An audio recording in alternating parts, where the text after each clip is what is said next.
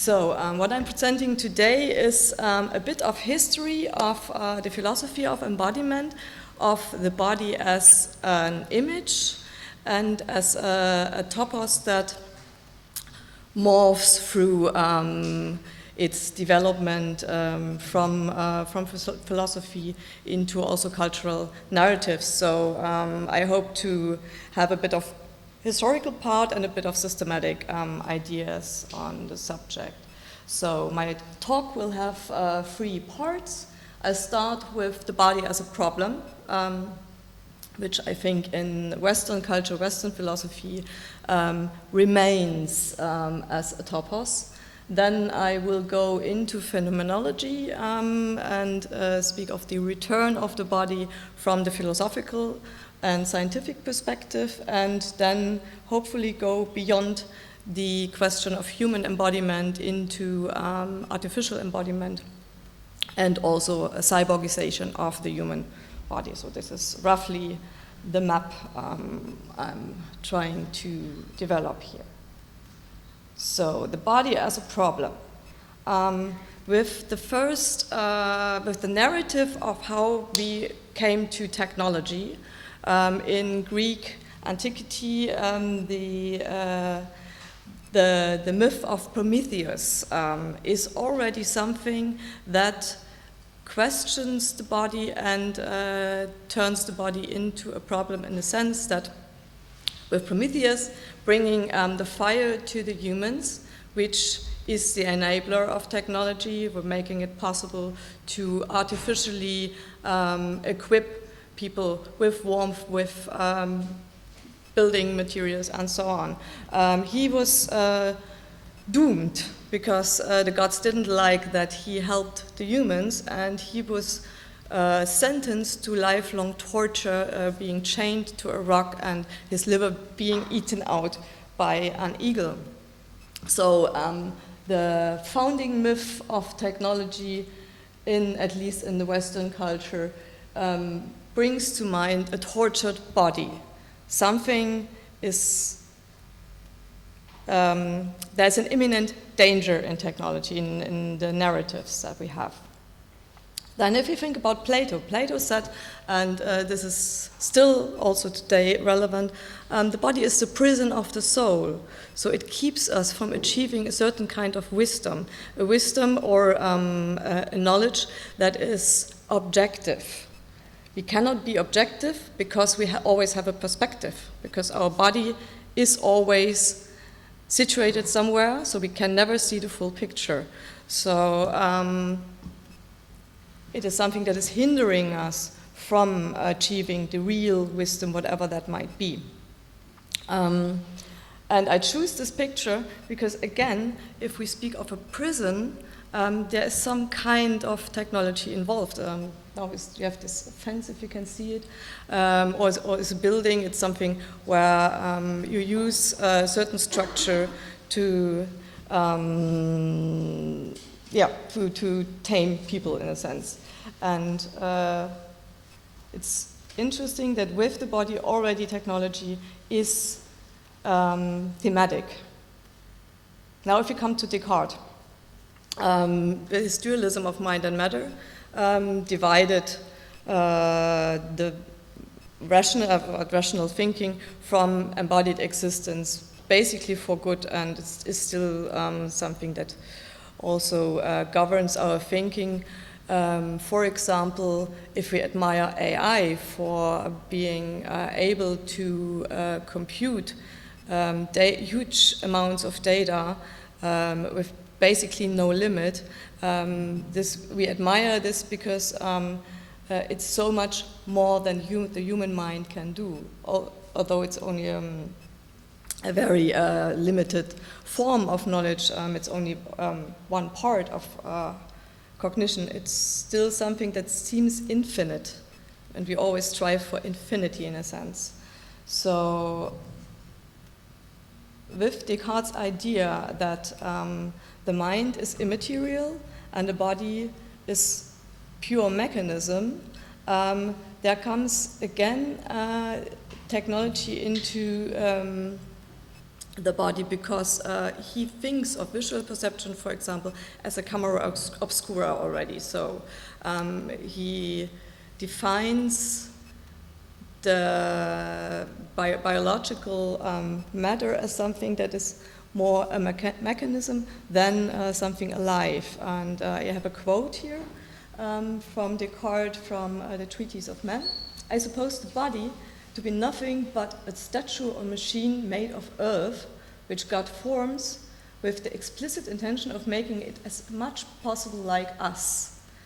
In that quote, we could ask, what does he mean by us? So is it just a hypothetical being that he reflects upon, or does he have an idea what we would be without a body? And I think what he means here is us is essentially we should not have a body, we should not be embodied. This mechanism, this automaton that is our body is just something, a vessel that is needed to be in this world or be alive. So it's a strange way of thinking. So if we have this automaton on the one hand side, what is essentially human is the mind. And the mind here is disembodied with the ego cogito, the thing that I cannot doubt. So in his meditations, when he asks what is there that cannot be doubted, he reflects, maybe I dream that I'm here, maybe my body is something like a simulation, maybe the things that I'm thinking are wrong or are given me by a malicious God or something. What I cannot doubt is that I think something, that there is something that I have in my mind. I have a thought. I think this.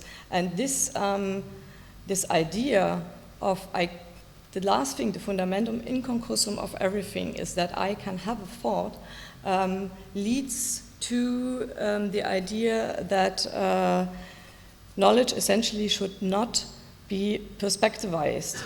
Radical objectivity cannot be grounded somewhere. And this also stays very, very influential if you think about ideas like mind upload, transhumanist idea.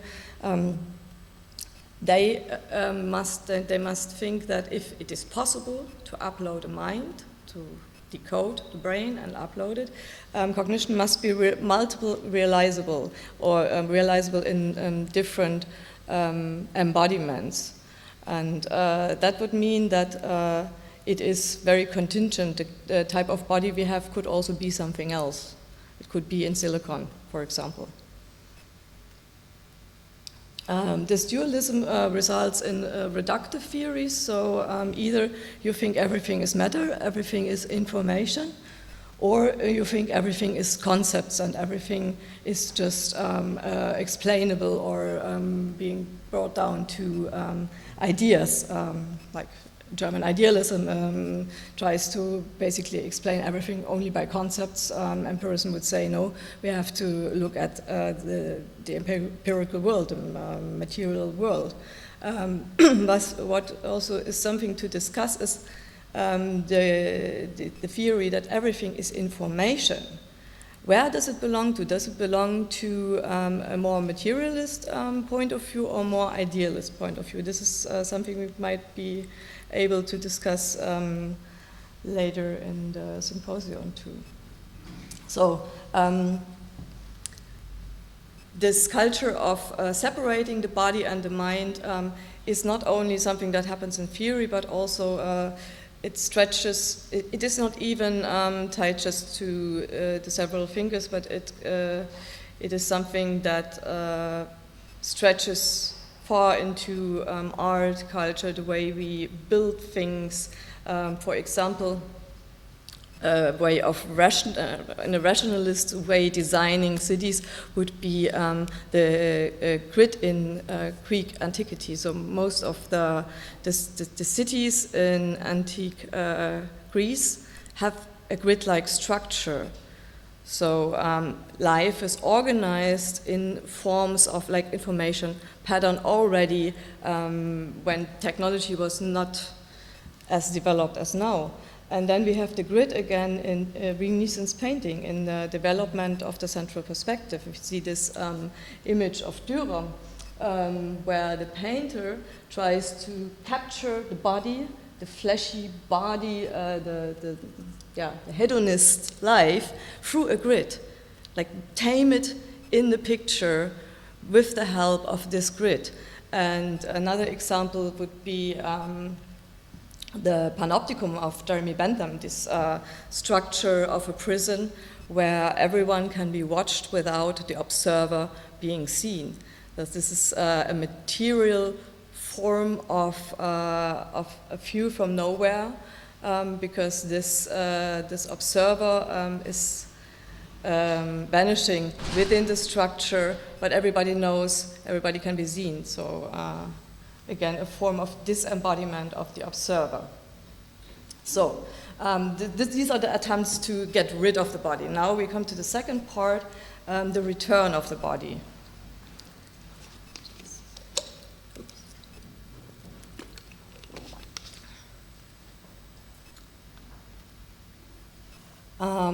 Why does the body have to return? I think this quote from Karen Barat is very matching for this question. That which is determinate, intelligible, is materially haunted by or infused with that which is constitutively excluded or remains indeterminate. So the things we need to, something that is systematically excluded will always be haunted by what is excluded. So this is why the body comes back. For example, Wittgenstein, who famously said that the limits of my language are the limits of my world, said in the end of the Tractatus Logicus, yeah, but the language in the end is only a device, a ladder, something that takes me up to a certain point, but if I want to see the world all right, I need to get rid of the language or rid of the only thinking in concepts and see the world or touch something. So even this very, very language-oriented philosopher somehow is haunted by the idea that we need to have more experience or integrate experience into the thinking. And then Hugo von Hofmannsthal in 1902 wrote a short piece, the Chandos Ladder, which supposedly inspired also Edmund Husserl then to develop phenomenology. And this letter speaks of the failure of language. It speaks of an experience where my concepts do not seem to capture the world anymore. It's like it's someone who wants to write a book and does not feel that the words can express what he wants to express. And this letter uses very, very fleshy images of like, it's a fin de siècle literature, so you can imagine he speaks of like milk getting sour and mushrooms rotting away and all this, and he feels like nothing that he thinks and nothing he can say would be able to capture this experience.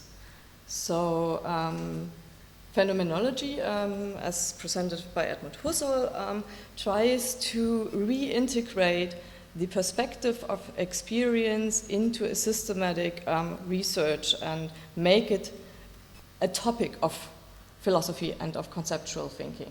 So the first-person experience becomes something that is an object of research and also a method of research. Because admitting that the observer is situated and is an experiential subject herself is relevant then also in the when we come to the third part, cybernetics. Also we have there the cybernetic, the classical cybernetics, which is just observing systems, and then the second order, which is also part of the phenomenological movement, in a sense, admits that observation is a system in itself, and the system observes itself. So we have this reflective structure. And within phenomenology, the lived body enters the scene. So it's not only about the body as an object, as something that I can touch, feel, that is there, that moves, but it's also like, how do I experience? So it's twofold, and this is the foundation of embodiment theories from Husserl to now, that we always are an object and a subject at the same time. So this theory gives emphasis on experience and temporality and modes of perceptual givenness. This is what Husserl analyzes. And then maybe the philosopher that influences most nowadays embodiment theories is Maurice Merleau-Ponty. And he follows Husserl quite a long way. But then the most important addition of his theory is that he says that that subject and object, of mind and matter, are co-constituted. So it's not something ontologically different. The mind cannot be separated from the body and the situatedness in the world. So the way our body is organized is something that lets mind emerge, but mind is not different from being embodied. So the main takeaway is the co-constitution of subject and object, and that means that by the way we are engaged, situated, embedded within the world, this is how the world becomes a world for us, an environment. So the organism specifies its own environment, while the environment specifies the organism, and this cannot be separated. And this leads to the idea that also, speaking of something like consciousness, human consciousness, is not some extraordinary, exclusive thing that only comes with humans. You can trace it back, and this is a theory of, for example, Varela and Evan Thompson, back to the first monocellular organisms, structurally, not qualitatively, but structurally it is already there. Okay. And now embodiment theory could be summarized by the so-called 4 E's of embodiment, and these are 4 strands of theories that are not mutually exclusive, but yeah, I would say combined in multiple ways. So embodiment, embodied means it's always, we're always talking about a subject in the sense of being extended and being embodied.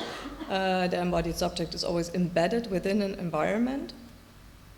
And this part of the co-constitution would maybe best be captured in the anactivism theory, which means that an organism has always a set of habits and skills which are shaped by the environment, and this is how cognition works, that these skills that have been developed within a certain environment also lead to the way one interacts with the environment, and it becomes only, the environment only becomes thematic in that kind of theory if there is a disturbance.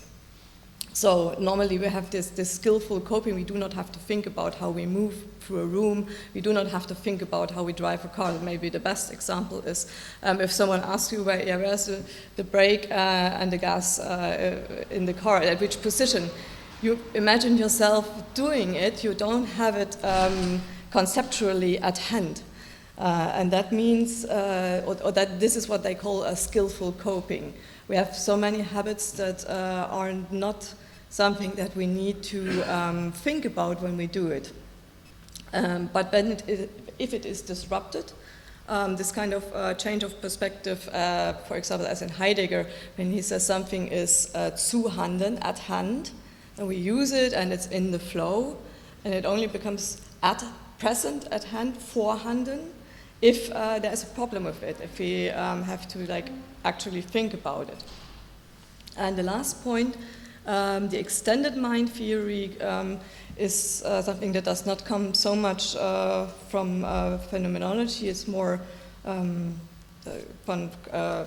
related to cognitive theory, goes back to David Chalmers, and extended mind means that the physical world is part of the mental process. So if I use, for example, a notebook and use it to remember things, then this notebook becomes part of my mental setup. So thinking does not end at my skull. Mental states do not end at the brain, but they are extended through the body into technologies, into the world.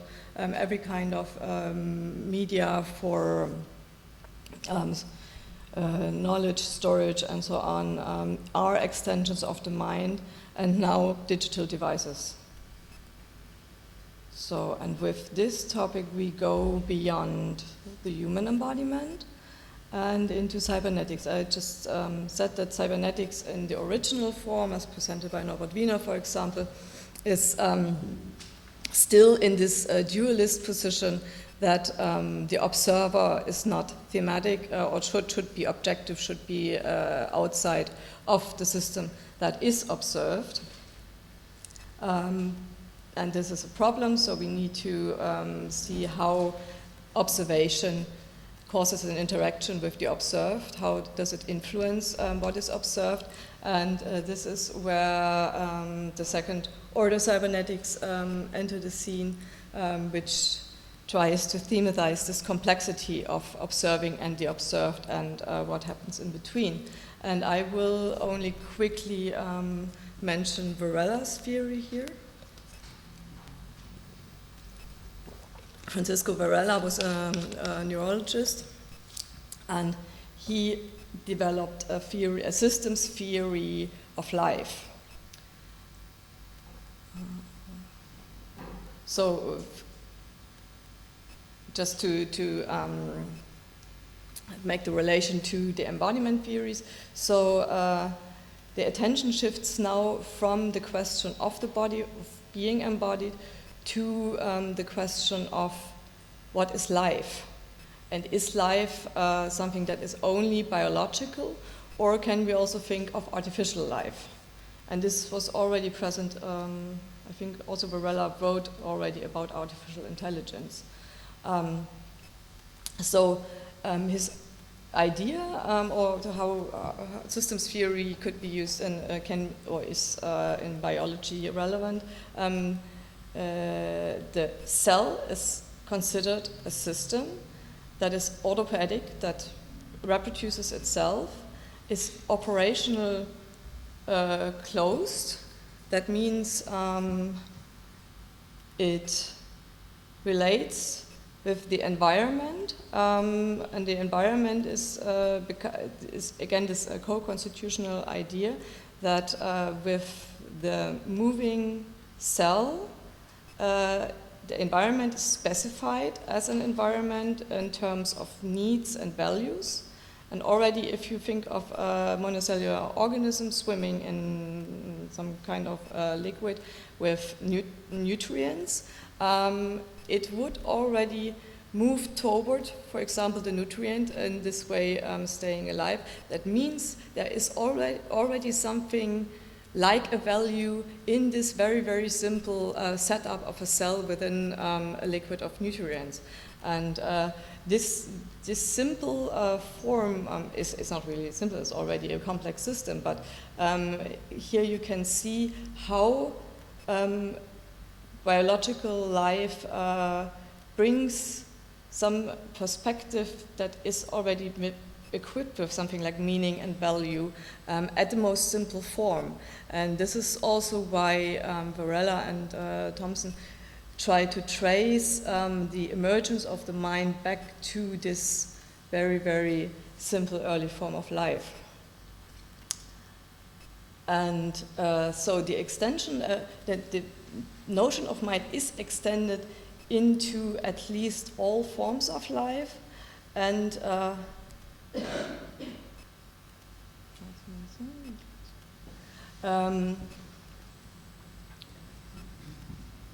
Also the possibility of observation here is already present with the so the situated subject is already traceable back to this simple form. And so phenomenology, because this system theory is also influential for phenomenological positions, and so this mediates empirical findings and first-person experience. And it's also non-reductive, so it does not. This is a theory that does neither propose a materialism nor an idealism. It's always somehow like in between, you could say. So then, what about robots?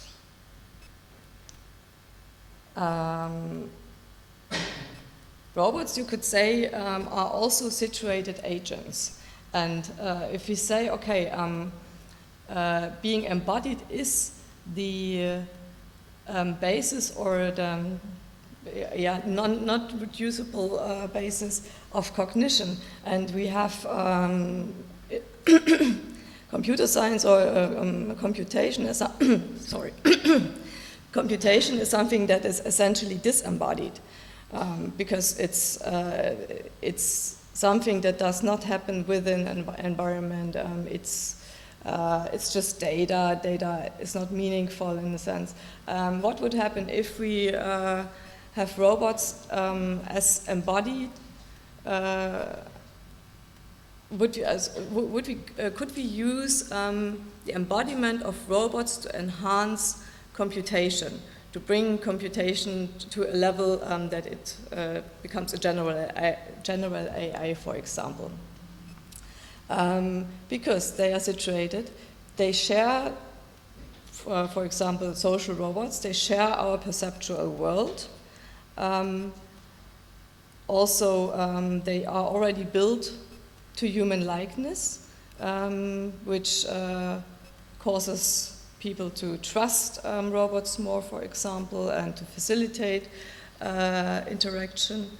But what they lack, if the computation at that point, is they lack social situatedness. So we have the embodiment, we have this movement, and already, I mean, with sensors, it's also, you could say that through the movement and the sensors, for example, if the little robot, the lawnmower robot, it has some kind of a reaction to the environment, but the environment has not yet a meaning for the system, because the environment is not part of, or does not cause some mental state in the robot. And the question is if that would be possible if the embodiment of robots became more complex in a sense.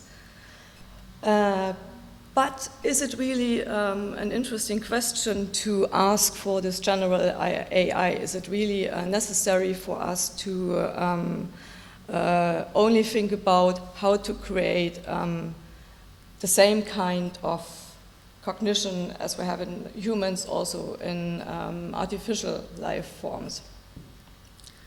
This is very speculative, and it probably keeps us from the more interesting part. What can we become with technology? So one of the ideas put forth by Mark Köckelberg, for example, also coming from the background of embodiment theories and phenomenology, is that we should not look at robots as something that potentially someday is an artificial human, but how we perform with technology, how we co-evolve with technology. This is the far more complex and interesting perspective. So the idea of embodied AI to create situated cognition through artificial types of environment is one interesting part. this is maybe something that we could also discuss more with technological knowledge. If an AI is based in graphs, as far as I understand as a philosopher what graphs are, that basically data is structured relationally, so that basically the data that is digested by the AI is already situated. So if we have one information and through these knowledge graphs, this information is already related to other types of information, and in that sense, already in the computation part, there is a form of environment. So maybe this is a path. If that would be combined with within a robot that then reacts with an environment, this is at least an interesting form to develop a different kind of or a higher level form of cognition in artificial life. The question then would be, is that the same cognition as we have? Only if we use the building blocks that we think of are necessary to get a human form of intelligence, does not necessarily lead to that same kind of intelligence maybe. And then we have also the other perspective of cybernetic technology, so that we integrate technologies within our own bodies. And this is something that is normally used as a treatment or as an augmentation of capabilities.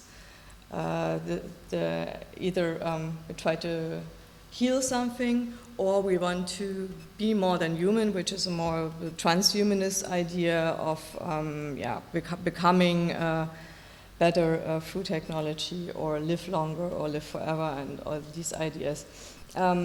If we change the perspective from augmentation or treatment to adaptation, then we get into the field of experimentation, and this is so my last point here. Let's dance with the robots and enrich creativity. The question is not how intelligent is this thing, and should I apologize to it or not, or does it really have a consciousness? Can it ever have a consciousness? But rather, from a phenomenological perspective, watch us interacting with this intelligent technology and get a sense of where it can develop to. Not only in terms of means to an end, because means to an end would already always restrict the perspective and try to determine how we use technology and what do we allow it to become in a sense. If we open this up, and this is, I think, what is happening with the art presented here and this whole setup, that this is something more interesting than talking of general AI and wanting to make an artificial doppelganger of ourselves. Thank you for your attention.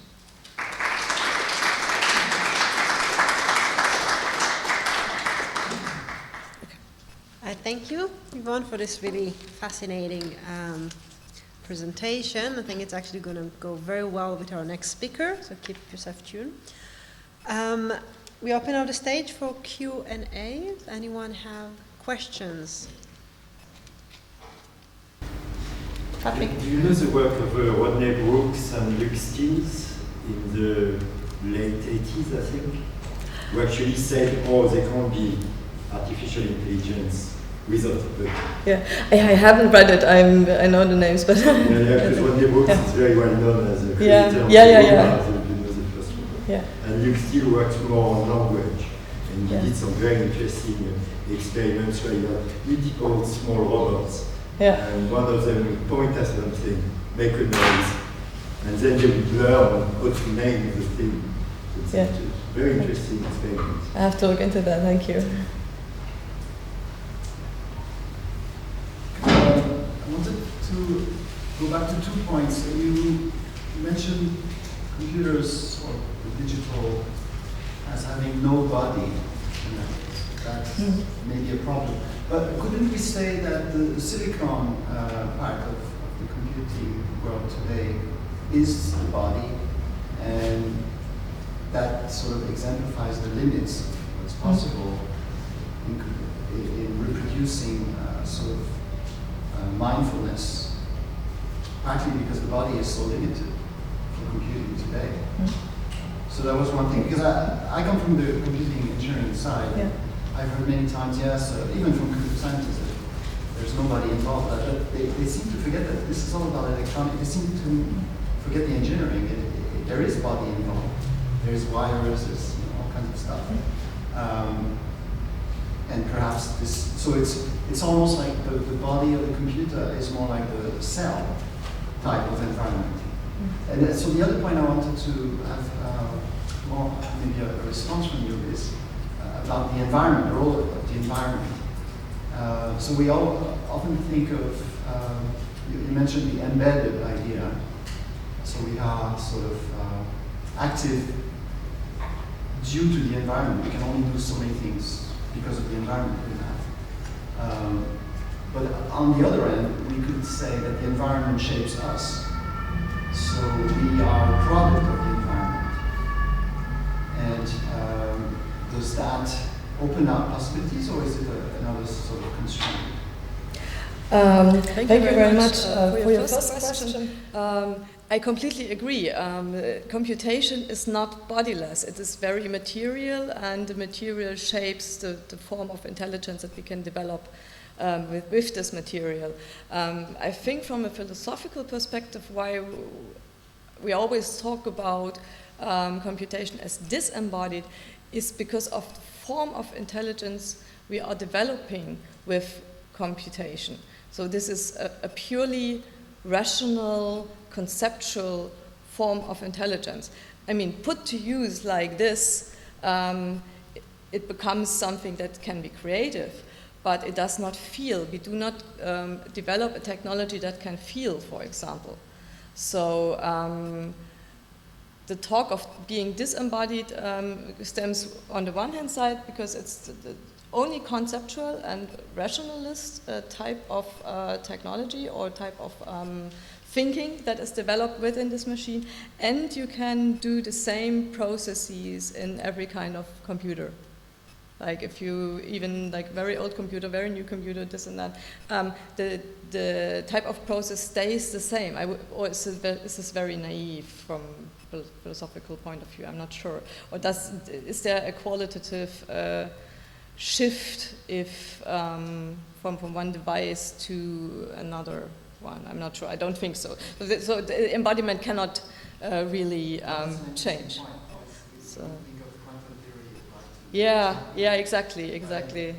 Yeah, and as for the environment, definitely, I think this is the most interesting takeaway from embodiment theories, is that we are shaped by the environment, and at the same time also specify the environment. So yes, and this is also why I think reflecting on robotics, it makes more sense to observe what is happening in the in-between, in the use of the technology, and also in post-phenomenology, you could say that there's also always, it can shift. So one technology built for a certain means to an end, with a certain goal, can always be used in different ways. And this opening up of different usages and different experiences with something comes only if you have a playful attitude. It is not possible if you only like stubbornly use one thing for what it is designed for.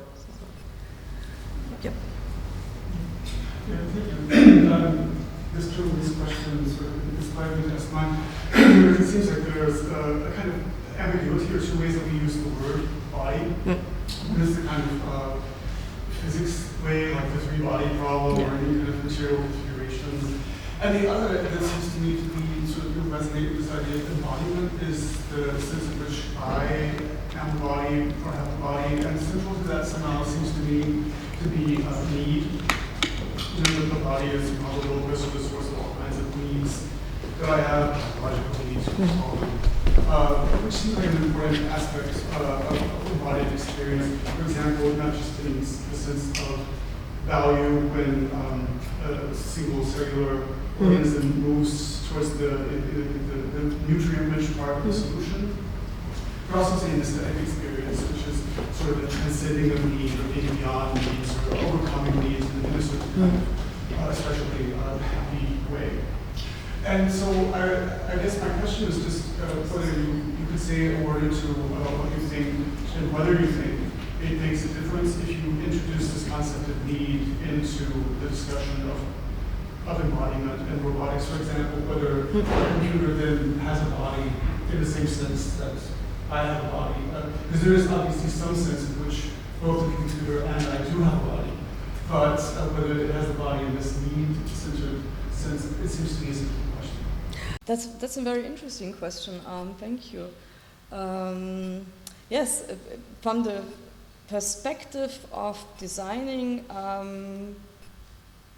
technology, we would always think of how does this technology solve a certain problem. That means we introduce only our need into this artifact in order to get our needs met somehow. But if we allowed for a freedom of function within a certain technology, that should lead to a different type of design, definitely, and maybe a different kind of computation. It's, yeah, great idea. Thank you for that.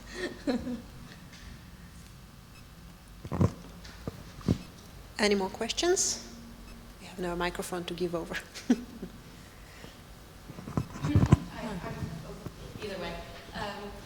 I think maybe just, sorry to kind of riff on of both of these, is the idea that even if we look at like a computational perspective, or we look at data and data in itself, if from like a Fourier cognitive perspective, it is already situated. It does have to exist within a certain environment that was created in a certain need. So somehow I'm curious as to perhaps, because it's changing just a natural way of actually looking at our engagement with the world versus, you know, the dualist versus more of a circular inactive approach, is perhaps what is the potentiality, or what is the difficulty of actually even just talking about computation from like an embodied perspective, as that it is in itself not something different, and it's not just another way of thinking. It is actually part of a Fourier cognitive like kind of argument, because it has to exist, otherwise it wouldn't exist. I don't know if that makes sense, but sure. I think you have to say that it is embodied, but it is. I think the talk of disembodiment stems also from the fact that it does not have a lived body. So, I mean, with every embodiment theory, you always have this idea that the body is like a leaf. It has this two-foldedness of being an object and being an experienced object. So, like, also I can touch myself and I feel myself touching myself. And this two-sidedness, this is something I cannot translate into computation somehow. I think that this is the part why the philosophers always speak about computation as something disembodied. I would like to pose two questions. The first, I would like to pick up this idea of the materiality of digitalization. And also this materiality is embodied in an environment. So we are talking about energy flows, we are talking about resources, we are talking about metals and so on. So the first question would be, is there a reflection on this connection between these natural resources to the environment, to the idea of the robotic or the body? And the second is vice versa. So robotics or also AI need always energy to organize themselves and to run. So maybe the principal idea of life or the body, of the life of the body, is also keep running by itself, by organizing itself. So maybe that's also a crucial point, that if we talk about AI, we are always talking about artificial approaches, which needs a lot of energy, which will end if we put the stop button. so I think these two relations could be interesting also. Yeah. So definitely for the like human embodiment approach, this self-reproduction and also being an autopathic system, being sustaining itself within an environment. This is the main hypothesis. For the computer is always created, but there's the question if we speak on the level of devices or if we speak on the level of software. Because in software you can also, as far as I understand, create autopathic systems in the sense that organize themselves and kind of sustain themselves, reproduce even. So are we talking on the level of such a thing, or? I'm sorry? Is there any software without a physical basis? No, that's just right. No, but still, it's a different perspective. If we talk about, okay, we switch it off or on, or what is happening within that certain kind of code. So, and if you say, okay, also if we are cut off from our life resources, then we are also gone in that sense. So we have a similar structure then.